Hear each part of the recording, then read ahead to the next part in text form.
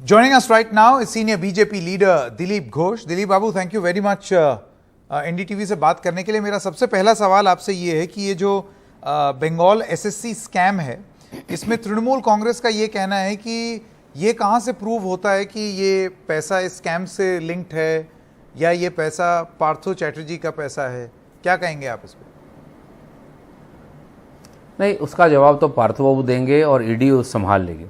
आप देखिए, SSC department का एनवेलप में बंडल बंडल नोट मिल रहा है। जहां नोट मिला है वहां इस सारा पेपर मिला है डिपार्टमेंट का।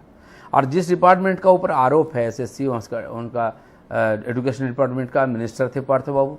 उस समय एग्ज़ाम हुआ, एग्ज़ाम का जो लिस्ट निकला पहला, उसमें जिस लड़की के नाम नहीं थी, उसके पिताजी फॉरवर्ड ब्लॉक के एमएलए थे। जैसे कि टीएमसी ज्वाइन किए, उनकी बेटी के नाम 1 नंबर में आ गई। अब जो 1 नंबर पहले थी उसने कोर्ट में गई और कोर्ट की निर्देश पर उसका छानबीन हुआ, देखा गया कि ये फर्जी है। तो मंत्री की बेटी को वहाँ से निलंबित होना पड़ा और कोर्ट ने बोला विथ इंटरेस्ट सारा जो पेमेंट लिया है जमा करो, हो भी गया है। और जो पहले 1 नंबर में आई थी उसको फिर दोबारा नौकरी में रखा गया। यहाँ से शुरू, बाद में कितना लिस्ट, कितने लोगों को नौकरी मिला है, कोई हिस्सेमान, नया नया लिस्ट निकल रहा है। एसएससी ऑफिस को ताला मार दिया ईडी ने, सीबीआई ने पहले मारा था, उसका जांच किया, सारा कंप्यूटर जांच किया, उससे जो तथ्य है उसका पर आधार पर हो रहा है। और पार्थो बाबू के पास कोई भी लिस्ट और पैसा भेज देता था तो उनको नौकरी हो जाता था। ऐसे कई लोग मिलेंगे जो बोल रहे हैं जिनके रिश्तेदार और चाहने वाले लोगों को नौकरी मिला है, ऐसे बहुत। और आम पब्लिक जानती है, इतना बड़ा घटना हो गया, करोड़ों का नोट का गट्टा मिल गया, पहाड़ मिल गया। ममता बनर्जी को कुछ भी मालूम नहीं है, पार्टी वाले को कुछ भी मालूम नहीं है। और ये एक केस नहीं है, पिछले महीना 2 महीना से उनका एक जिला प्रेसिडेंट जो एक प्रकार कोल माफिया ही है, कोल बेल्ट से है, कोल, बालू, पत्थर, गाय तस्करी में उनका नाम है। पूछताछ, हॉस्पिटल गए, बाद में उनके जो बॉडीगार्ड था, एक सामान्य पुलिस कांस्टेबल, उसको पूछताछ करने के बाद 150 करोड़ का प्रॉपर्टी मिला है। और पार्थो बाबू का अभी तक जहां जहां सील हुआ है 100 करोड़ पार हो गया है।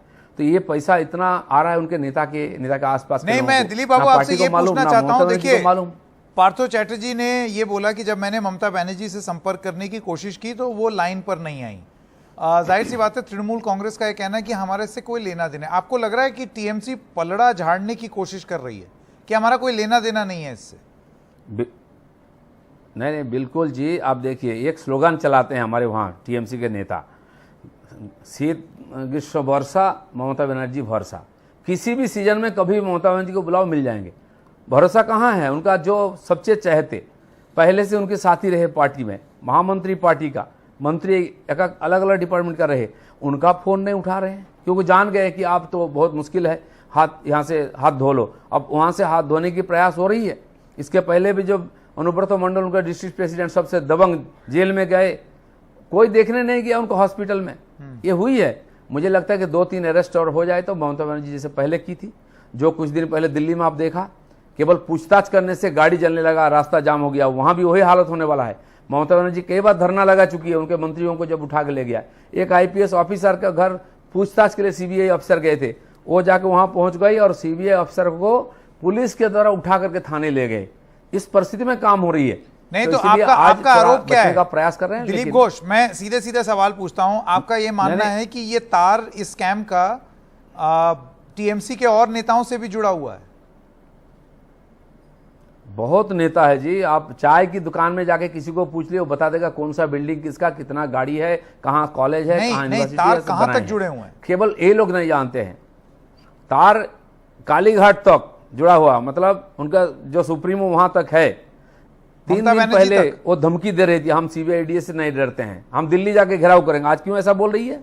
आप बोलते जल्दी इंक्वायरी खत्म करो। आप तो इंक्वायरी में विश्वास नहीं करते। नहीं, आपका कहना है कि ये स्कैम का तार, इस पैसे का तार ममता बनर्जी तक जुड़ा हुआ है? बिल्कुल, पूरा सरकार इसमें जुड़ा हुआ है, सारे नेता, ममता बनर्जी भी जुड़ी हुई हैं। इसके पहले जब शारदा का स्कैम हुआ, वहां एम्बुलेंस में और बोरे में रुपया जाता था, बांग्लादेश तक गया है, वहां अभी तक उसका पूरा नहीं हुआ है। और इसका जाल यहाँ नहीं, कई देशों तक जुड़ा हुआ, नेताओं का पैसा वहां गया हवाला में। अच्छा, अब मैं क्योंकि आपने शारदा स्कैम की बात की, नारदा स्कैम, सब तमाम स्कैम के बारे में आपने, भारतीय जनता पार्टी ने बात की है। इसमें जो मुख्य अभियुक्त थे, जो अक्यूज थे, कैमरे में जो दिखे, अब आज की डेट में वो आपकी पार्टी में है। तो एक आरोप ये लगता है कि भारतीय जनता पार्टी की दोबारा एक वॉशिंग मशीन स्कीम है कि एक बार आरोप आप लगाएंगे, उसके बाद कुछ निकलेगा नहीं, फिर नेता पार्टी बदल लेगा तो वो आरोप भी खत्म हो जाएंगे। नहीं, बीजेपी अपने कार्यकर्ताओं के लिए मशीन बनाया है। हम जो हमारे कार्यकर्ता, मोदी जी इन पर भरोसा कर बोलते हैं ना खाऊंगा ना खाने दूंगा। 8 साल सरकार हुआ, कोई स्कैम नहीं है, ना मंत्री ना किसी के ऊपर कोई स्कैम है। आप मुझे ये कोई बताइए, किसी पार्टी में रहा कुछ किया है तो उसका ऊपर केस चल शुभेंदु रहा है। आप ही की पार्टी ने किसी को बरी नहीं किया है, अब वो आपकी पार्टी में आ गए। नहीं, किसी को बरी नहीं किया गया है। हम किसी को क्लीन चिट नहीं दिया है। कानून जो देख रहा है, जिनका कानून पर भरोसा नहीं है, अदालत पर भरोसा नहीं, इस प्रकार बातें करते हैं। हम भरोसा करते हैं। आज अदालत कहने पर ईडी सीबीआई इंक्वायरी कर रही है, उसमें आया है। बीजेपी कहीं नहीं है, यहाँ व्यवस्था के अंदर हो रहा है। हमारे जो जुडिशियरी है, हमारी जो सिस्टम है, उसके अंदर हो रहा है। कांग्रेस वाले जो बोलते हैं वो पहले इसी सिस्टम को चलाते थे, वो क्यों नहीं सजा दिए लोगों को? आज पूछताछ में आग लग रही है, क्यों? आपने को सबका ऊपर समझते हैं, संविधान का ऊपर समझते हैं, हम ऐसा नहीं समझते हैं। एक सवाल मैं आपसे देश के पूछना चाहता हूं, लोग, समाज के लोग कोर्ट में गए। अर्पिता मुखर्जी जो हैं, उनका पार्थोदा से क्या कनेक्शन है आपके हिसाब से? क्योंकि अभी ये बताया जा रहा है कि किसी और के यहाँ से पैसा मिला है तो उसको पार्थोदा से तार जोड़ के क्यों देखे जाएं या टीएमसी से जोड़ के क्यों देखे जाएं। तो आप मुझे बता दें कि सुनिए, क्या कनेक्शन है?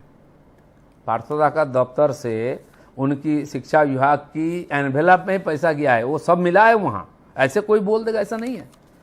नोटों का पहाड़ मिल रहा है, उसके बाद कोई बचना चाहेगा, कैसे संभव है? वहां हमारे बड़े बड़े नेता दुर्गा पूजा करते हैं। पार्थोबाबू का जो पूजा है, ये कहना है, ब्रांड एम्बेसडर मैडम का ये कहना है कि ये पैसा प्लांटेड भी हो सकता है। हाँ, ये बोलेंगे कि बीजेपी और ईडी लेके पैसा रख के आया है वहां। यहाँ नहीं बोले हैं, क्योंकि बेशर्मी की भी तो हद होती है। ममता बनर्जी सारे आम खड़ा होकर उस महिला की प्रशंसा करती है, पार्थोबाबू को प्रशंसा करती है। उनको नहीं मालूम कहां से आ गई। चीफ मिनिस्टर कैसे बात कर सकती हैं? वो महिला को हम लोग नहीं जानते थे, ममता बनर्जी जानते थे। और ऐसे 3-4 महिलाओं की अभी तक जो मिल रही है सुराग, जो पार्थोबाबू के साथ संबंध था, और उनके सबके नाम पर अलग अलग प्रॉपर्टी है। ज्वाइंट प्रॉपर्टी पार्थोबाबू के साथ भी है। अभी कई जगह कॉलेज स्कूल सीलिंग शुरू हुआ है ईडी के द्वारा। 100 करोड़ से ज्यादा प्रॉपर्टी का अभी मिली है संधान, आगे भी मिलेगा। तो ये सब झूठ है क्या? कल तक जो सीबीआई ईडी को धमकी दे रहे थे, आज वो बोले जल्दी कंप्लीट करो इंक्वायरी, फांसी दे दो। क्या होगा वो तो आगे होगा, लेकिन आप बयान क्यों बदल रहे हैं? दिलीप घोष, मैं आपसे ये जानना चाहता हूं कि भुवनेश्वर के एक हॉस्पिटल में पार्थो चैटर्जी गए और वहां हॉस्पिटल ने ये बोला कि वो ठीक है, उनको कोई दिक्कत नहीं है, कोई बहुत सीरियस इशू नहीं है। तो आपको क्या लगता है कि वो बिल्कुल इसीलिए वहां नहीं, इसीलिए उनको वहां ले जाया गया। आप जानते हैं एसएसकेएम जो हॉस्पिटल है ना, जहां एक विशेष वार्ड बनाया गया है, वुडबर्न वार्ड, जो जिसको चिट्ठी मिलता है टीएमसी के नेता वहां जाकर भर्ती हो जाते हैं। 6 दिन 8 दिन 10 दिन वहां के डॉक्टर जो ये बोलते हैं वही रिपोर्ट देते हैं, तो पूछताछ नहीं हो पाती। अभी उनका जिला प्रेसिडेंट वहां थे, मतलब डॉक्टर अनुब्रत मंडल। एक सेकंड, आपका आरोप है कि हॉस्पिटल भी मिला हुआ है।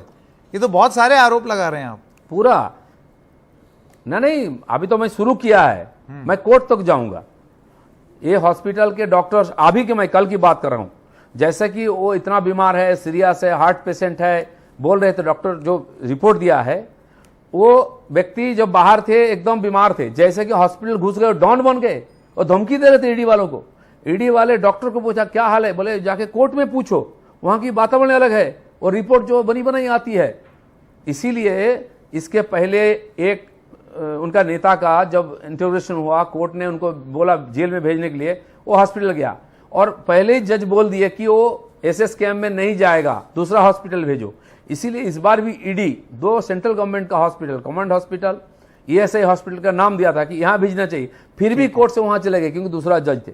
आज जजों की यह हालत है, वो उनका केस से अपने को किनारा करते हैं। ममता बनर्जी का केस हो, उनकी पार्टी किसी नेता केस में वो इन्वॉल्व नहीं होते, उनको किनारा होते हैं। अभी के जो जज हैं, जो सीबीआई इंक्वायरी हैं, मेरा आखिरी सवाल है, देखिए प्रदर्शन हुआ हाई कोर्ट में, सुन लीजिए, उनको धमकी दिया गया, वो बोले मेरे कान में बंदूक रखो फिर भी हम हटेंगे नहीं। ऐसा होने के बाद यह तक नतीजा पहुंची। लेकिन कहीं ऐसा ना हो दिलीप बाबू कि कल को पार्थोदा जो हैं वो आपकी पार्टी में आ जाएं और उनके सारे आरोप खत्म हो जाएं, जैसे कि शुभेंदु अधिकारी के साथ हुआ और कई नेताओं के साथ हुआ। आप ही आरोप लगाते थे, अब वो आपके साथी हो गए। कल कौन देखा है, आज की तो बात सुनिए। कल आएगा तो और लोग अंदर ये जाएंगे। ऑफर दे फिर रहे हैं आप। देखिए, कानून सबके लिए बराबर मानते हैं हम। सुनिए, बहुत लोग राजनीति में इधर उधर होते हैं। जो लोग चले गए उनका नाम नहीं जानते। दर्जनों नेता आए थे हमारे पास, MP MLA, वो गए भी है क्योंकि ये जगह उनको सूट नहीं करता है, क्योंकि यहाँ ये सब नोटों का बंडिल नहीं मिलती है। और जो है वो हमारे साथ हैं। ठीक। कानून सबके लिए बराबर है, ठीक है। किसी का केस बरी नहीं हुई है। दिलीप घोष, बहुत बहुत धन्यवाद। Thank you very much for joining us. धन्यवाद।